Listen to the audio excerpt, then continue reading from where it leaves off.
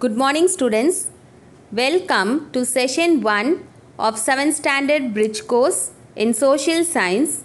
So in today's class, we are going to see the basics in history as well as in civics. So first of all, we have to know what is social science.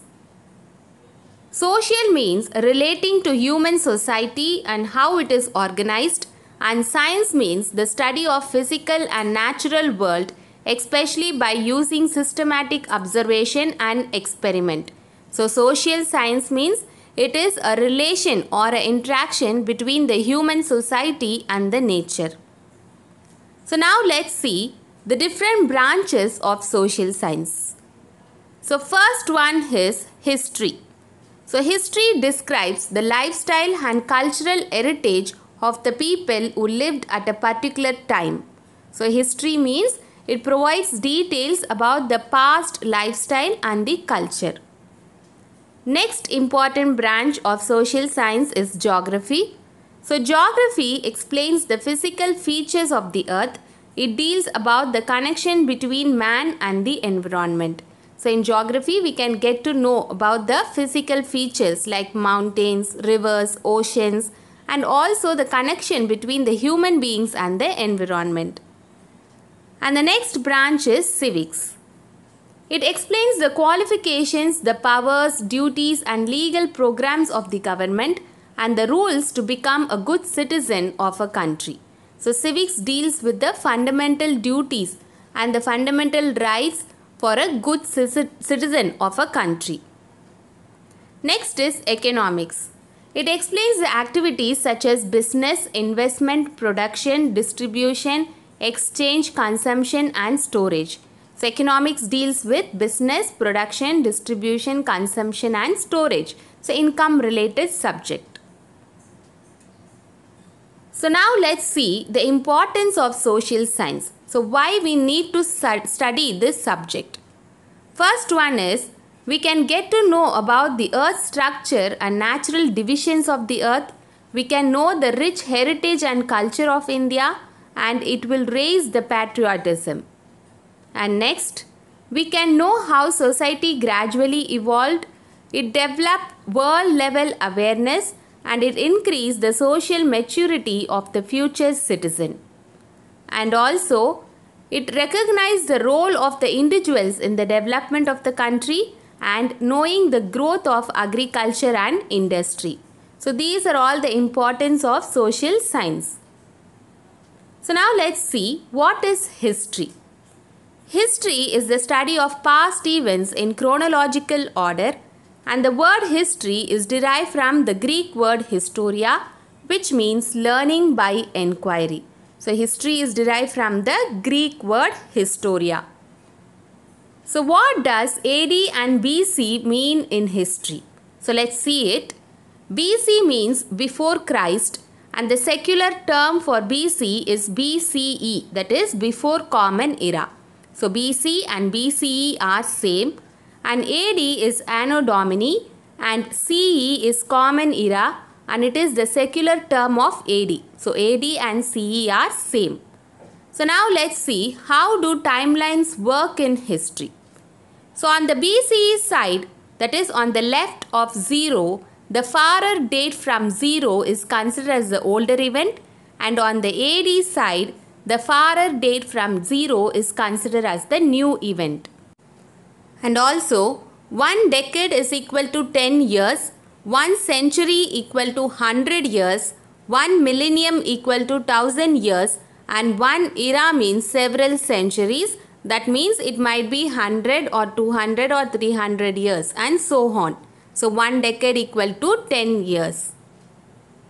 So now let's see what is historical evidence and what is the importance of such evidence.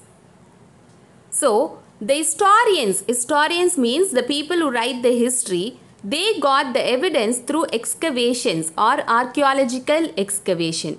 So let's see the definition for excavation. Excavation is the discovery of buried sources beneath the earth, and those who carry out the discovery are called excavators.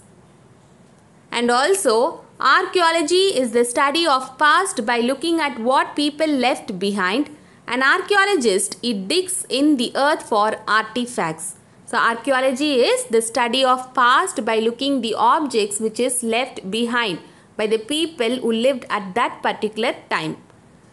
So artifact is also another important term in history. An artifact is an object made by the people. It might be some tools, pottery works, weapons and jewelries are called artifact, and they help the archaeologists to learn what life was like in the past. Some archaeological excavational site in Tamil Nadu is Arikamedu in Pondicherry. So where the archaeologists, they found the evidence of Roman trade center. And next important site is Adichanallur. It is located in Thoothukudi district, where the archaeologists, they found the red pottery work. And next important site is Keeladi, which is located in Sivagangai district, and the artifacts they found there was pottery works, tools, weapons used at that particular time. So now let's see what are the uses of historical evidence. Why archaeologists put that much effort to collect those evidence. So let's see it. First one is to know the lifestyle of the ancient people. So by the historical evidence, we can get to know about the lifestyle of the prehistoric people, and also we can know the period of life they lived, the time period, and knowing their business and occupation. So by using the tools or the weapons, we can get to know their business and occupation. And next is knowing the technology and innovations used. We can know the tools used. All these information, it provides the guide to the next generation. So these are all the uses of historical evidence.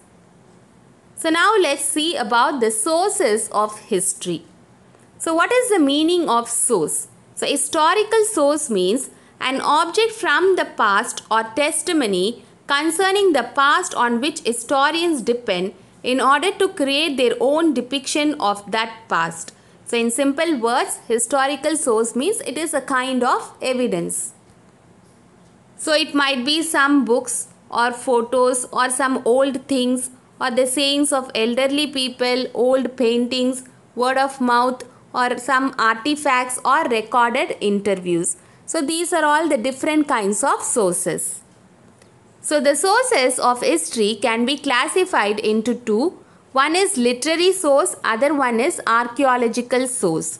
Literary source, it might be some religious text or non-religious text, that is secular text, and some accounts of foreign travelers, that means travelogue. So travelogue means book written by a traveler. Archaeological sources are some architectural monuments, inscriptions, coins or artifacts such as pottery, toys and tools. So the sources can be divided into literary and archaeological, where archaeological source is also called primary source and the literary source is also called secondary source. So primary source are the evidence of history, original records or objects created by participants or observers at the time of historical events occurred. So primary source are created by the people at that particular time. For example, the fort or some monuments or inscriptions or coins. Whereas secondary source is also one kind of evidence, but they are created after that particular event. So they are created by people who are not the part of that particular event. For example, some textbook, encyclopedia or biography or autobiography, all these comes under secondary source. And next important material evidence is inscriptions. So inscriptions means writings engraved on stone walls or some copper plate or palm leaves, and the study of inscriptions are called epigraphy. So it provides a source or a evidence of past events. So some types of inscriptions are palm leaf inscriptions, copper plate inscriptions, and then stone inscriptions. So there are different types of land which was donated or gifted during the Chola period. So let's see the different types of land. First one is Vellan Vagai. So Vellan Vagai is the land gifted to non-Brahmins. Brahmadeya, land gifted to Brahmins. Shalaboga, land for the maintenance of school. Devadana, land gifted to temples. Pallichandam, land gifted to Jaina institutions. So these are the 5 main types of land gifted to the people during the Chola period. So all these evidences are provided in the inscriptions. And next one is Uttiramerur inscriptions. So the Uttiramerur inscriptions in Kanjipuram district, it provides details about the village administration, particularly the election process, that is Kudavolai system, where the names of the members will be written or note down in one palm leaf or paper, and it will be put into the mud pot, and one small boy has to pick up the palm leaf or paper. So this is called Kudavolai system. So it is inscribed, all these details are inscribed in Uttiramerur inscriptions in Kanjipuram district, which provides details about village administration as well as the election process. And next important archaeological source is monuments. So monuments, it provides details about the architectural styles during the particular period. For example, the fort or the palaces or the temples built, it provides the architectural style of a particular kingdom. And next important source is coins. So coins provides the economic status of a particular kingdom. So coins gives the economic status, whether it is a rich kingdom or poor kingdom. So the economic status can be revealed by the coins. So coins provides economic status of a particular kingdom, and the study of coins is called numismatics. So study of coins is called numismatics. So now let's move on to the classification of Indian history. So how the history is classified based on the time period. So based on the time period, it is classified into ancient history, medieval history and modern history. So it is classified into ancient, medieval and modern. So in ancient history, we can study about the Stone Age, Indus Valley civilization, Vedic period, period of Mahajanapatas, the Mauryan Empire, post-Mauryan period, in North India, Sunga, Kanva and foreigners, and in South India, Satavahanas and Sangam age, then Gupta Empire and post-Gupta Empire. So all these are related to ancient history. And medieval history can be classified into two, early medieval and later medieval. Early medieval is from AD 700 to 1200. So in North India, the Muslim invasions took place, and then the Rajputs and Palas comes under early medieval, and in Central India, Rashtrakutas, and in South India, Cholas and Kakatiyas. And then later medieval, the time period is AD 1200 to 1700, the slave dynasty, Delhi Sultanate, provincial dynasties like Vijayanagar and Bahmani kingdoms.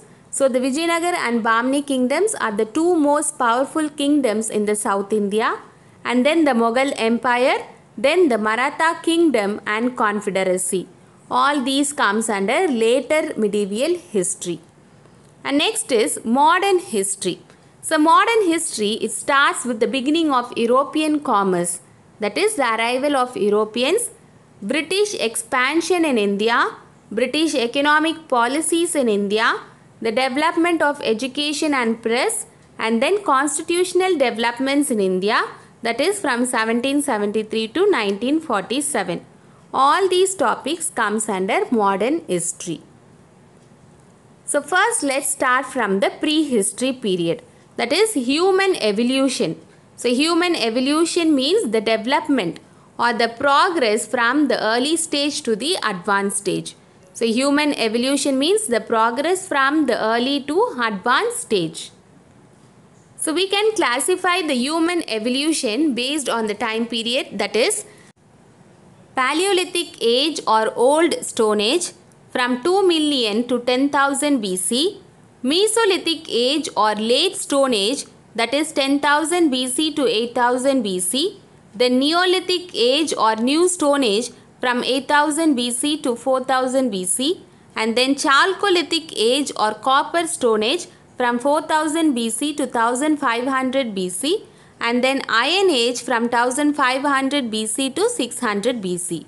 So this is how the human evolution took place. So first let's see about Paleolithic period. So the Paleolithic period lasted for such a long time that it is known to be 99% of the human history. So Paleo means old, Lithos means stone. So Paleolithic means whole stone age. So mostly they led a nomadic life. The prehistoric people, they led a nomadic life. That means they keep on moving from one place to another in search of food and shelter. So they lived in caves, jungles, and then on the trees. And also the main occupation of the prehistoric people was hunting and food gathering. And they found very difficult for humans to kill a big animals with a stick or a stone. So it was very difficult for the prehistoric people to kill a big animals with a single stick or a small stone. For that they invented stone tools. So they decided to use sharpened weapons, that is they sharpened the stone to make weapons. And then they used Chikimuki Kal or flint stone to make weapon because flint stone is strong and durable. So durable means long lasting, it will not break earlier. And next important invention of the prehistoric people is discovery of fire. So when they rubbed the stone with each other to make sharpened stone tools, they found a sparks of fire. Before that, they were afraid of thunder and lightning and also fire. Later, fire caused by lightning and killed many wild animals. At that time, humans tasted the flesh of the killed animals, which was soft and tasty. Then they learned to cook food. So this made humans aware of the effect of fire, and they used flintstone to make the fire. So now let's see what are the uses of fire, how the prehistoric people were benefited with this invention. They used fire to protect them from the predators. So predators means man-eating animals, and also for cooking their food, creating light during the night. So this is how the human progressed in their food habits or in their cooking style. So before that they used to eat the raw flesh. So after the invention of fire, they cooked their food. The next important hobby for the prehistoric people is cave painting. Mostly they depicted their hunting styles in their paintings. And next one is Mesolithic Age. So in Mesolithic Age, they started to domesticate animals. So the first animals to be domesticated by the prehistoric people was dogs. So because the dogs could sniff another animals and chase them away. So the humans found them useful for hunting, and also dog was the first animal domesticated by human. Then they started domesticating hen, goat, cow and horse. So whenever they went for hunting, they took their dogs along with them, and also they domesticated other animals also. So now let's move on to Neolithic Age, which is also called New Stone Age, where the people, they started to live as a families, and they got a permanent settlement and a unique occupation. So they started agriculture process, and the first metal used by man is copper. So the first metal used and discovered by man is copper. So the most important invention is invention of wheel. The first scientific invention of human was wheel. So they got the idea by seeing a rolling rock from a mountain, and they invented stone wheel, and they found it very heavy weight. So later they moved on to wooden wheel, which is spokeless and has one hole in the middle. So with the invention of wheel, the process of trading and transport became easier, and also the pottery work came into existence, and they made different colored potteries. So the color dyes were made from the extract of bark, leaves, flowers, fruits and roots of the plants. And then they chose mostly the river valley areas for their settlement. So now let's see, why did people settle near rivers? First one is because of fertile soil, and also fresh water is available for drinking, watering the livestock and the irrigation purpose, and then easy movement of people and goods is possible. So these are all the reason why people settle near the river valley areas. And next important civilization is Indus Valley civilization, and the famous city is Harappa and Mohenjo-daro. So now let's see the discovery of a lost city, Harappa. So Charles Mason is a British East India Company soldier as well as general. Once he visited the northwest Pakistan, where he found a burnt brick castle, and then he discovered that it was once a famous city, Harappa, and then he wrote in his book about the ruins of Harappa. And later, when the engineers they laid the railway line connecting Lahore to Karachi, they found some burnt bricks, and without knowing their significance, they used it for their construction work. And then in 1920, archaeologists began to excavate the cities of Harappa and Mohenjo-daro.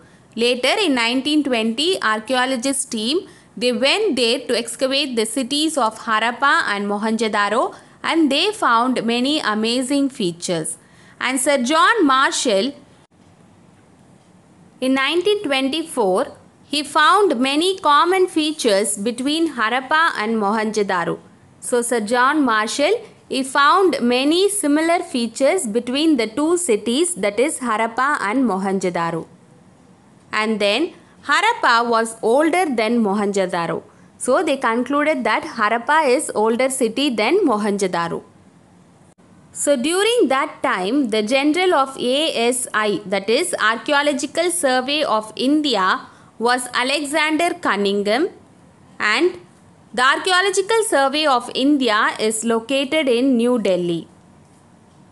So now let's see how the Indus Valley civilization is considered as the urban civilization. Harappa civilization is said to be urban because of the following reason. First one is well conceived town planning, and next is astonishing masonry and architectural work, and next is priority for hygiene and public health. So they gave priority for hygiene and public health, and they used standardized weights and measures, and then solid agricultural and artisanal base. So these are all the reasons why Harappa civilization is considered as urban civilization.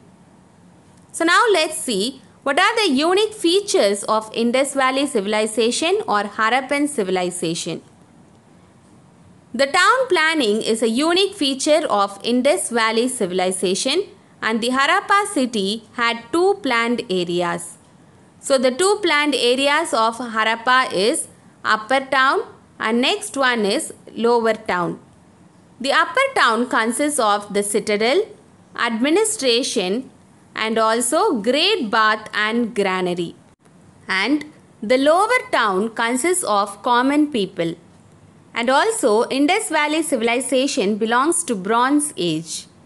Now let's see the drainage system of the Harappan civilization. The drains were covered with slabs or bricks, and each drain had a gentle slope so that water could flow, and holes were provided at regular intervals to clear the drains. House drains passed below many lanes before finally emptying into the main drains. Each house has a soak pit. Thus, the Indus Valley people, they gave importance to hygiene and drainage system. Now let's see about the Great Bath of Mohenjo-daro. It is a great bath with a large rectangular tank in a courtyard, and it has steps leading into the bath and the rooms surrounding the bath. And next is the Great Granary of Harappa. The granary was a massive building with a solid brick foundation, and it is used to store the food grains. So granaries were used to store food grains like wheat, pulses, grains and several cereals. And the next important feature is the assembly hall at Mohenjo-daro. The assembly hall was another huge public building at Mohenjo-daro, and it was a multi-pillared hall. It has 20 pillars in 4 rows to support the roof. So now let's see about medieval India. So medieval India was started with the Rajputs, that is the Pratiharas, Rashtrakutas of Deccan, Palas, the Chauhans. Followed him, the Muhammad of Ghazni came into India for 17 times and he plundered the wealth of India. And after the death of Ghazni, Muhammad of Ghori, he came into India. So Muhammad of Ghori, he defeated the Chauhan ruler Prithviraj Chauhan and he captured him to Afghanistan, and at that time he kept one of his notable slave Qutbuddin Aibak to look after Delhi, and after the death of Ghori, Aibak declared him as a ruler of Delhi. So that's how the slave dynasty was started. Later on, Delhi Sultanate period, and then in the first battle of Panipat, Babur defeated Ibrahim Lodi and he started the Mughal Empire, and the first Mughal emperor is Babur. Followed him his son Humayun ascended the throne, and then Akbar, and then Akbar's son Jahangir, and then Jahangir's son Shahjahan, and then finally Aurangzeb. After him, there were no notable prominent rulers to look after the Mughal Empire. So now let's move on to modern history of India. So modern history of India started with the advent of Europeans. So the Europeans, they mainly arrived into India for trading purpose, that is for import and export of goods. Mainly they concentrated on the spices. In 1453, the usual trading route, that is the Constantinople, was blocked by Ottoman trucks. Later on, the Europeans wanted to find a new sea route into India. So the arrival of Europeans in chronological order is: first, the Portuguese came into India. Portuguese belonged to Portugal. Followed them Dutch came. Dutch belonged to Netherlands. And then British belonged to England. Danish belonged to Denmark. And French belonged to France. So France is the last European country to enter into India. So this is the order in which the European countries arrived. And then finally, by the victory of Battle of Plassey in 1757 and Battle of Buxar in 1764, the British got the dominating power in India. So the India came under the control of British by the victory of two battles, mainly the Battle of Plassey and Battle of Buxar. Next we are going to see some important concept in Jainism and Buddhism. So first let's see about Jainism. In Jainism there are totally 24 Tirthankaras. So see, Tirthankaras means the saint or the monks who follow the Jainism principles. Totally there are 24, and the last one, that is the 24th Tirthankara, is Lord Mahavira. And also Lord Mahavira is regarded as a real founder of Jainism. So now let's see the 5 great oaths of Jainism. So oaths means the promises of Jainism. First one is Ahimsa. Ahimsa means non-violence. Ashtya means non-stealing. So non-stealing means should not steal others' properties. Satya means truthfulness. Always speak the truth. Aprigraha. Aprigraha means non-possession. Should not own any property. Brahmacharya means chastity. That means should avoid married life. So these are the 5 great oaths of Jainism. And the 2 divisions in Jainism are Svetambara and Digambaras. The 2 divisions in Jainism are Svetambaras and Digambaras. And the literature of Jainism is Agama Sutras and non-Agama literature. The literature is Agama Sutras and non-Agama literature. So now let's move on to Buddhism. So the founder of Buddhism is Gautama Buddha. Buddha's original name is Siddhartha Sakyamuni Gautama. If translated into English, it would mean Gautama who belongs to Sakya tribe and who has reached the goal of perfection. So Lord Mahavira as well as Buddha, they belong to a royal clan. They belong to Sakya clan. So now let's see the 4 great sides of Buddha which made him to think or which made him to realize that life is not a permanent thing. So what are the 4 great sides? First one is a sick man. So Buddha saw an uncared sick man. And next one is a dead body. So dead bodies was carried by his relatives. And then one old age person. So old age person was left uncared. And next one is a saint or a monk. So Buddha saw these 4 great sights and he realized that nothing is permanent in life. And the 8-fold path of Buddha is right view, right intention, right speech, right action, right livelihood, right effort, right concentration, right mindfulness. So these are the 8-fold path of Buddha. So, and they believe that if a person follow these 8-fold path, he will attain a salvation in his life. Now let's see about Buddha's 4 noble truths. First one is life has inevitable suffering. That is, life is full of sorrows and sufferings and there is a cause to our suffering. So each suffering there is a cause behind it. So the desire is the cause. There is an end to suffering. So if there is a suffering, there will be one solution. So there is an end to a suffering. The end to suffering is contained in the 8-fold path. So according to Buddha, if a person followed the 8-fold path, the suffering will come to an end in his life. So now let's see some Buddhist literature. First one is Vinaya Pitaka. It contains the rules of the order of Buddhist monk which must be observed for achieving purity of conduct.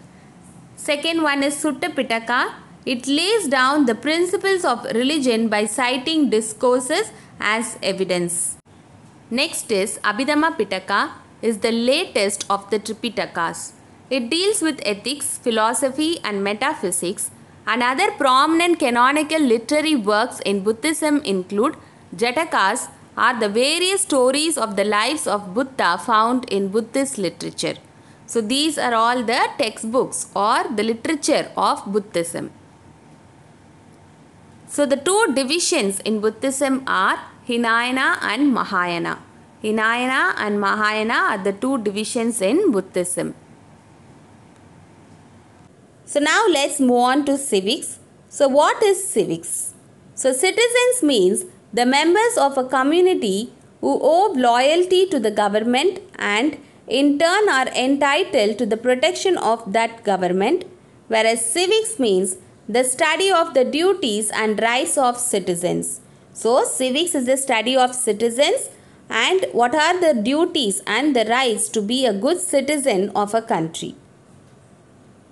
The Constitution is a set of written rules and regulation according to which a country is governed. So, a constitution is a set of rules and regulation according which the country will be governed.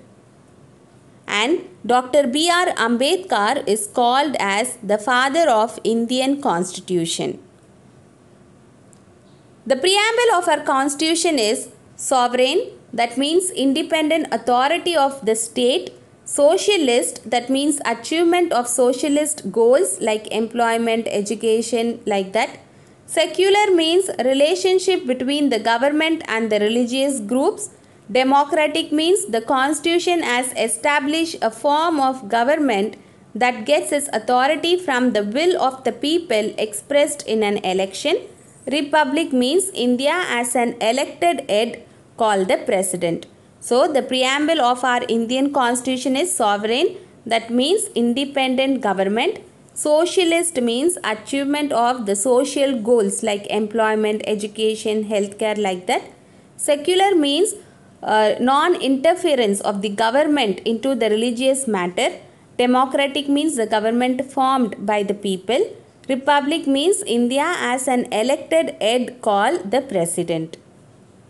And the fundamental rights of a citizen is right to equality, right to freedom, right against exploitation, right to freedom of religion, cultural and educational rights, and right to constitutional remedies. So these are all the 6 fundamental rights for a citizen. The next important preamble of our Indian Constitution is equality.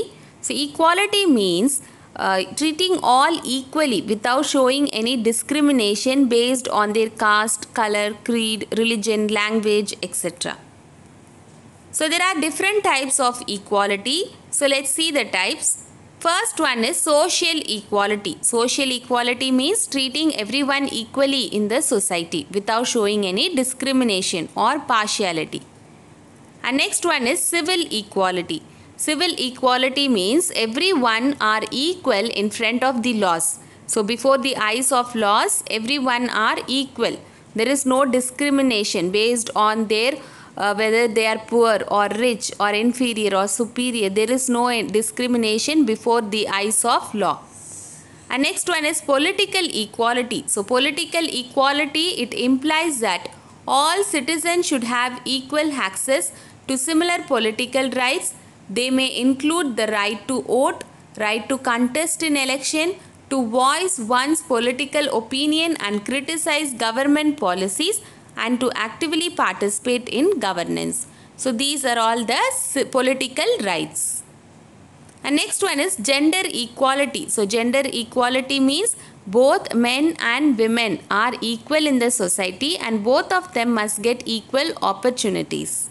So these are all the different types of equality, and the equality in our Indian Constitution, it is related to Article 14 to 18.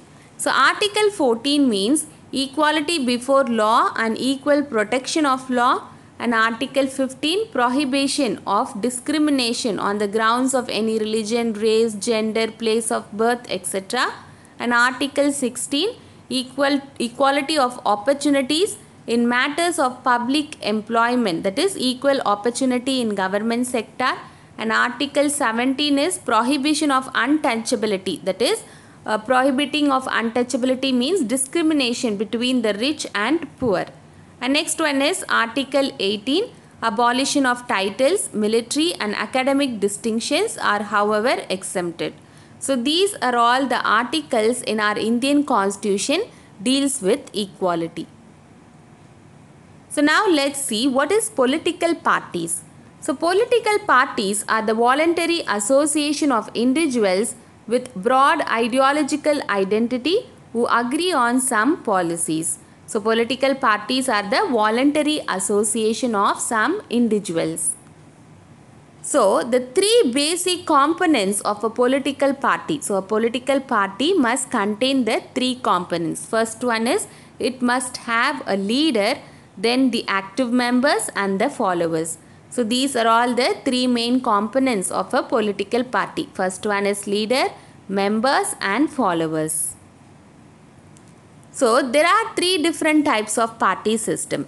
So let's see the types of political party system.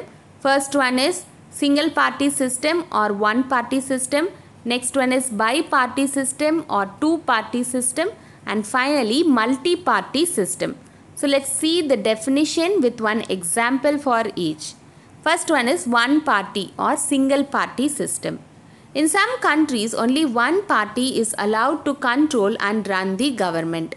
These are called one party system or single party system. So there is only one political party. For example, in China, only the Communist Party is allowed to rule. Other examples are North Korea and Cuba. Next one is bi-party system, that means 2 parties. It is where 2 major political parties dominate politics within a government. The one which holds the government is the majority party while the other is called the minority party. For example, US, England followed this kind of party system. Next is multi-party system. So multi means more. If several parties compete for power and more than two parties have reasonable chance of winning, we call it as a multi-party system. In India, we have a multi-party system. Since multi-party system tend to offer more choices to the voters, it is often considered better than the other party system because it gives more options to the voters. So now let's see how Indian government works. So there are two sets of government. One is central government, other one is state government. And the three branches of Indian constitution is legislative branch, executive branch and judicial branch. So the three branches are legislative, executive and judicial. So legislative branch, it makes the law. Executive branch, it implements the law. And judiciary, it interprets the law. That means it maintains the law and order. And the state government consists of two houses, that is upper house and lower house. Upper house is also called Legislative Council or Vidhan Parishad. Lower house is also called Legislative Assembly or Vidhan Sabha. So India is a federal union comprising 28 states and 8 union territories. So federal government means both the state and the central, they work together for the welfare of the people. So India is a federal union comprising, at present we have 28 states and 8 union territories. And this is Fort St. George, which is the first fort built by British, and now it is a secretariat office where all the Tamil Nadu Legislative Assembly meetings will be held here. So Legislative Assembly has the lower house where all the MLAs meet to discuss various matters related to the welfare of the state. So this is the assembly meeting. So now let's see what are the qualifications to become a MLA. He must be a citizen of India and the age must be maximum 25 years or more. He should be mentally sound, that means intellectual, should not be bankrupt, no criminal procedures, must not hold an office of profit. So these are all the qualifications to become an MLA. And this is the election process in India. First one is filing of nomination. Second one is analysis of nomination. So they will check the details which were filed by the members, whether it is correct or not. And third one is campaigning process for election. So campaigning means all the members of the committee, they will start asking for votes and they will convince the people why they need to vote for them. And next one is voting day. So the date of voting. And next one is vote counting and result declaration day. And finally the formation of the ruling party. So this is the election process in India. And the Election Commission of India conducts and monitors the election. After the election, the party which gets more number of MLAs is declared as the majority party. This is the definition for majority party. And the governor calls the leader of the majority party to form the state government. In simple words, a party whose MLAs has won more than half of the number of constituencies in the state are called the ruling party and it forms the government.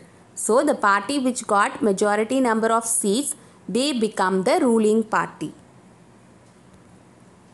And the party which gets the total number of seats next to the majority party acts as an opposition party in the legislature, but all the MLAs of other political parties who do not belong to the ruling party are called opposition party. So the next leading to the majority are called opposition parties. So now let's see how the governor is appointed. So the governor is appointed by the President of India and the term of office for governor is 5 years. So governor is appointed by President of India and his term of office is 5 years. So let's see the eligibility criteria to become a governor. He should be a citizen of India should have completed 35 years of age, should have a sound mind, should not hold any public office of profit. Should be a citizen of India and the age must be 35 years. Should have a sound mind means must be intellectual and should not hold any government sector job. And the chief minister is appointed by the governor and the chief minister in turn appoints his council of ministers. So now let's see the eligibility criteria to become a chief minister. So first one is citizen of India and he should have completed 25 years of age. So the maximum age is 25 years and should be an MLA, and then in case of MLC should have completed 30 years of age. So MLA means member of Legislative Assembly, MLC means a member of Legislative Council. If he is an MLC, should have completed 30 years of age. So now let's see about the judicial sector, that is the hierarchy of court. So at the start, that is the Supreme Court or the Apex Court, below that High Courts and below that District Court. So the top level court is Supreme Court and below that High Court and then District Court. The President appoints the Chief Justice and can hold the office until he completes the age of 62 years. So the Chief Justice is appointed by the President and the retirement age is 62 years. Next important term is Lok Adalat, which is also called People's Court. Also have been established by the Government of India to settle the dispute through the conciliation and compromise. So Lok Adalat is a people's court where the dispute or the problems will be settled at a high speed rate. So we have come to an end of today's class. So we have seen some basics in history and civics, and in our next class we can see about the basics in geography and economics. And study well. So learning is the key to success. Thank you.